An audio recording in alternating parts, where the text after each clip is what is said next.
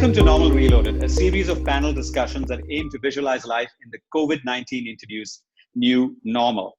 If there's one discernible lockdown trend, it's the re-emergence of the home chef. Dining rooms and kitchens have replaced restaurants and holiday destinations for those hashtag food porn posts. It's also wonderful to see Indian gender stereotypes busted somewhat as more men get comfortable in the kitchen.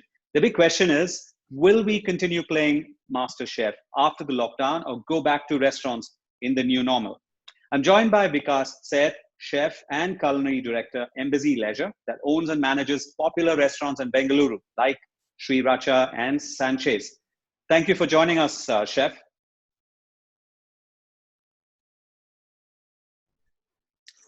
A real pleasure, real honor to be a part Yeah, of this discussion. thank you, Chef. And we have Pune-based Neha Mathur. She's a recipe blogger and food expert who manages whiskaffair.com. It's one of India's leading food and recipe platforms.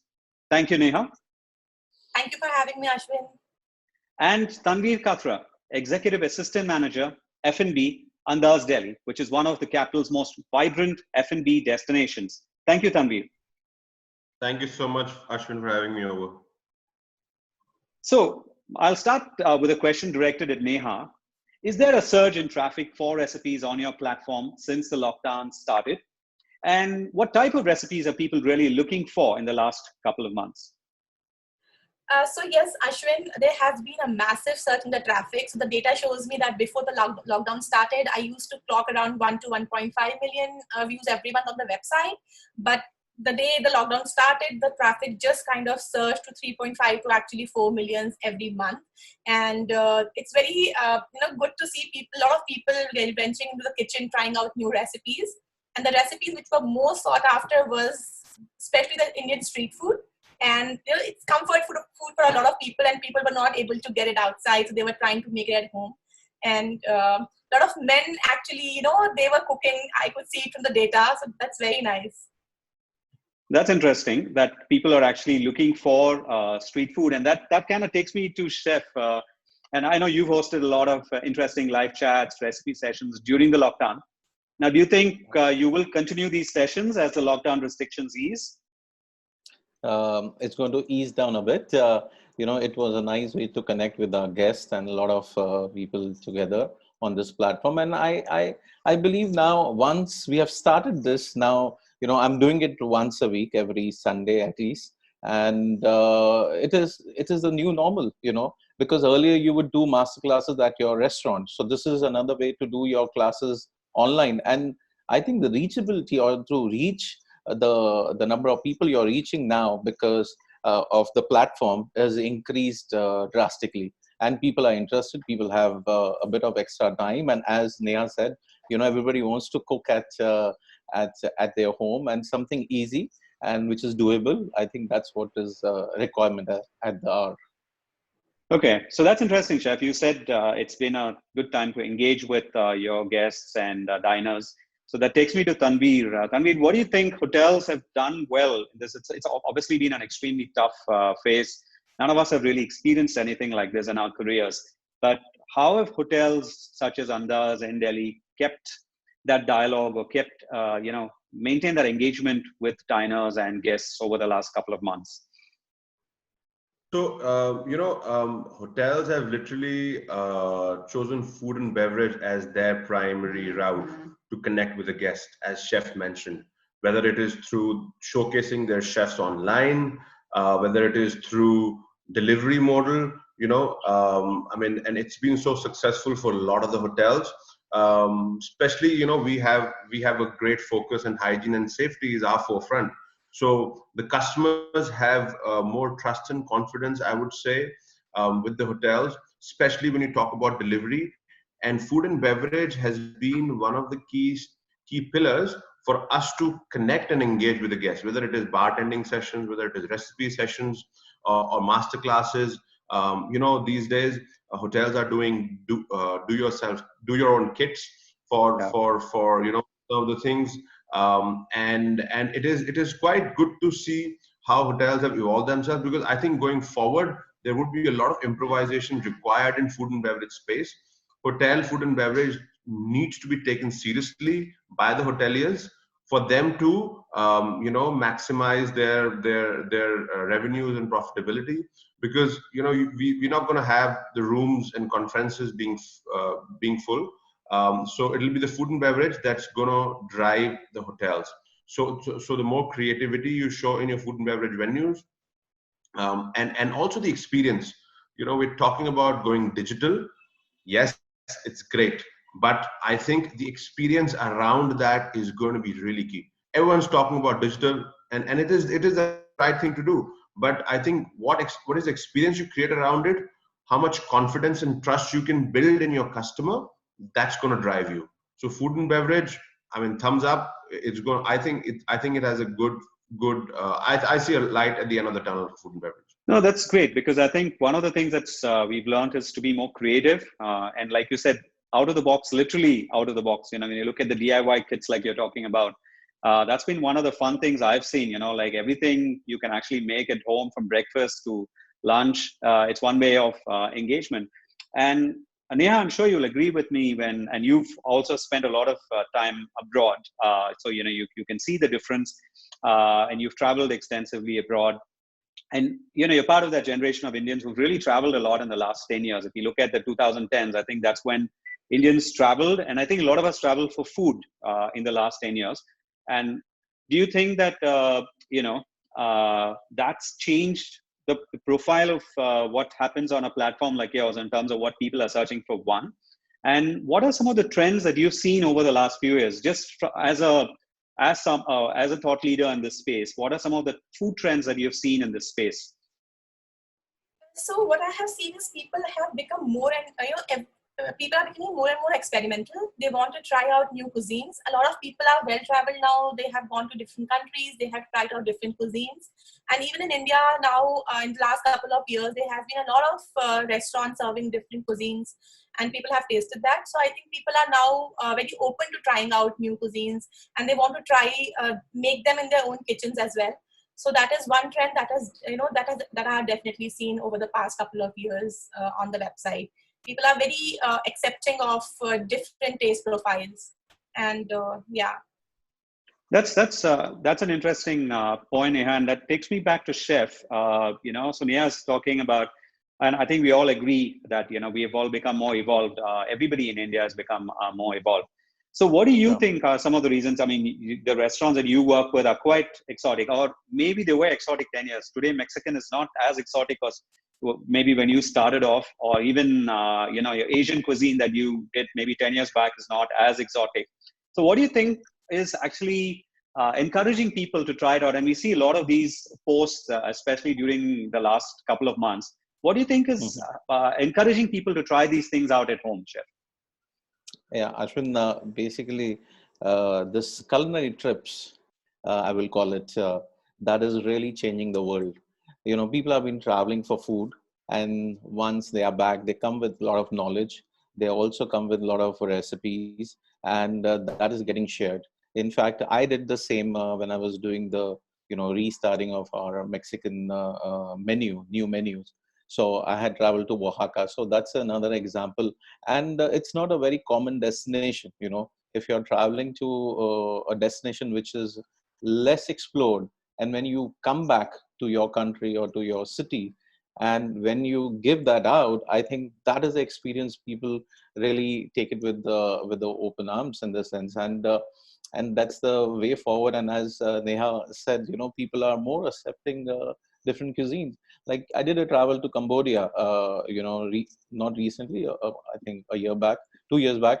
And, some of the recipes which I got, I never knew about it, So there's a fish amoke, and there is such a, touch, a very small touch of immunity boosting fresh turmeric, which is going into it. And that has become a popular dish on a menu. And what is surprising is people are aware of it. So I met a guest at the restaurant, and her experience of having that particular dish was amazing. And she told me that, she was looking for this from past, literally for so many years, but she couldn't get that dish. And I was also taken aback that, there are people everywhere, and they know about it, and they're looking for, certain recipes to be recreated or to be shown out. So I think this is the generation which more tech savvy. They can see everywhere in the world what's happening. We are becoming more closer. It's becoming like one country or one community together, and the cuisines are also getting, combined, and local produce. That's what So I believe in. Using local produce to do international cuisine. that's really interesting. Local produce for international cuisine, and that's anyways going to happen, chef, because with all the supply lines disrupted, people have to Yes. depend on local cuisine now. I mean, local ingredients for international Yes. cuisine. Another point you made is, I think chefs like you have more pressure on yourself. You can't, because the diners are so well informed, Yes. you can't get away with, inaccurate or Yes. inauthentic cuisine. Yes. So Yes. Tanvir, you've been a pro in the food and beverage experience space. You've worked in one of the best cities for food, Melbourne. So, what are some of the trends that you see coming out of this? I mean, obviously, people are going to get back to restaurants. What are some of the key trends that you see emerging once everything gets back to normal? Once restaurants spring back to action? So I see, for the most of 2 months, you saw a lot of people, just talking in conversation. There were Zoom chats, friend, I'm gonna go vegetarian and I'm gonna go vegan, and so I think all these are short-term thought processes because they can't get their hand to produce, right? Obviously, plant protein is going to become basis for few people, but I don't see a big change in terms of people going vegetarian. But yeah, you will see a little surge in changing eating habits. So plant protein will be a focus, obviously. A lot of the immunity boosting ingredients, like chef mentioned about fresh turmeric, I mean, and I have a habit of actually using fresh turmeric, and I've been doing it for almost last 2-3 years. So I avoid using raw turmeric, and I just keep fresh turmeric in my fridge. So it is being used by people in their houses. But I just feel now what this lockdown has done, it's connected a lot of people over different platforms, and they've realized small basics, especially in India, right? We've got a great history of Ayurveda. We've got a great history of these ingredients, and I think this is taught us on how to use it wisely. Focusing on using your vegetable wisely. Like for example,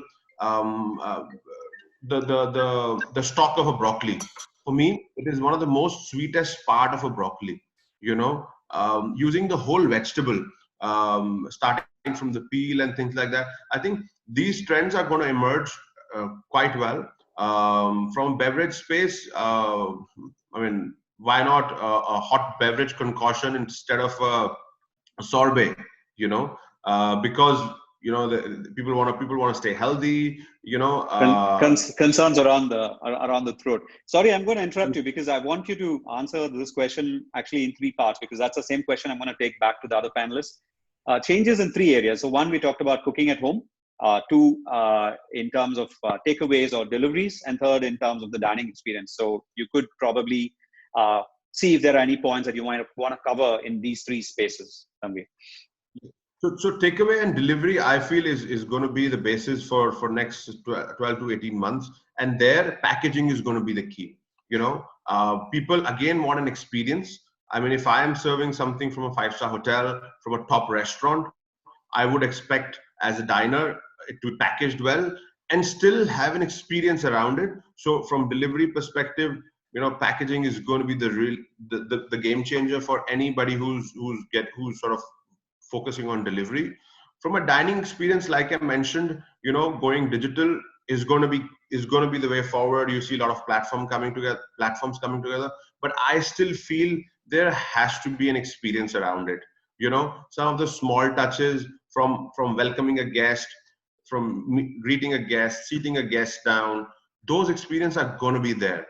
And chef coming to the table, talking to the guest, I don't think you can take them away. So yes, going digital is going to be important, but we go to a restaurant for an experience. Otherwise I'd go to a QSR or a fast food. So I think experience is going to be key. How you blend it together with technology, it's important. And what is more important here is that you don't get away. that, you know, you focus so much on technology that you forget the experience. So it has to be a good mix of both the things. And from food perspective, you know, I think what Chef said is absolutely right. People are more well traveled.